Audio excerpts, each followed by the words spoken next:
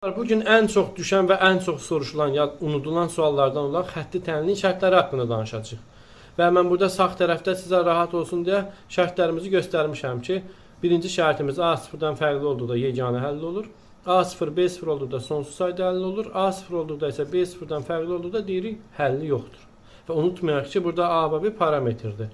A x-in əmsalıdır, B isə sərbəst həddir. Və onların yerinə müxtəlif ifadələr dura bilər. A-nın yerinə M-3, B-2 dura bilər, fərqi yoxdur. Yəni, sadəcə ifadələrimizdir bizim. İndi birinci sualımıza başlayaq. Deyir ki, A və B-nin hansı qiymətlərində tənliyin yeganə həlli var? Uşaqlar, yeganə həlli var. Birinci qayıdıb baxırıq tənliyin növünə. Deyir ki, xətti tənlidir. Yəni, kvadratik deyil, kök deyil, kub deyil. Yəni, sadə xətti tənlidir. Və xətti tənlidə yeganə həll olmaq üçün birinci şərtə baxsaq, görürük ki, deyir A fərqlidir, 0 olmalıdır. A da dediyimiz kimi x-in əmsalıdır. Yəni, A açıq üçümüz fərqli olmalıdır 0-dan. A-mız isə fərqli olur 3-dən.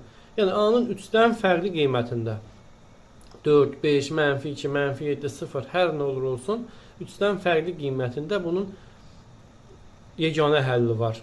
B-yə isə heç bir şərt verməyib. Deməli, B-yə istəsək mənfi sonsuzluqdan müsbət sonsuzluğa hansı qiymət istəsək verə bilərik. Birinci sualımızda A fərqlidir 3-dən, B isə mənfi sonsuzluq, müsbət sonsuzluq oldu.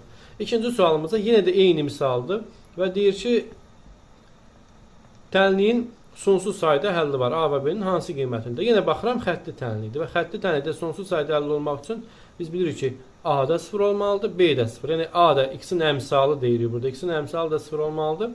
Sərbəst həddimiz də 0 olmalıdır və burada da x-in əmsalına yenə də A açıq 3 dayanıb.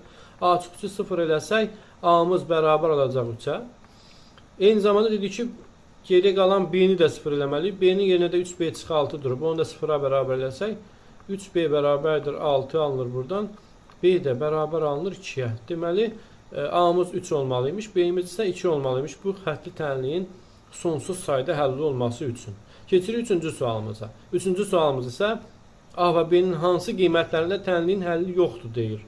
Və baxırıq ki, tənliyin həlli olmamaq üçün şərtimiz A 0 olmalıdır. Yəni, x-in əmsalı 0 olmalıdır. B isə 0-dan fərqli olmalıdır.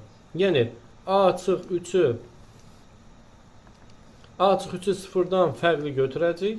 Daha doğrusu 0-a bərabər götürəcək. A-mız 3-ə bərabər olur. 3B çıxı 6-nı isə 0-dan fərqli götürəcək. 3B-miz fərqlidir 6-dan. Belə çıxır ki, B-miz də fərqli olmalıdır 2-dən. Yəni, bizim həllim olmamaq üçün A-mız 0, 3 olmalıdır. B-miz isə 2-dən fərqli olmalıdır ki, bizim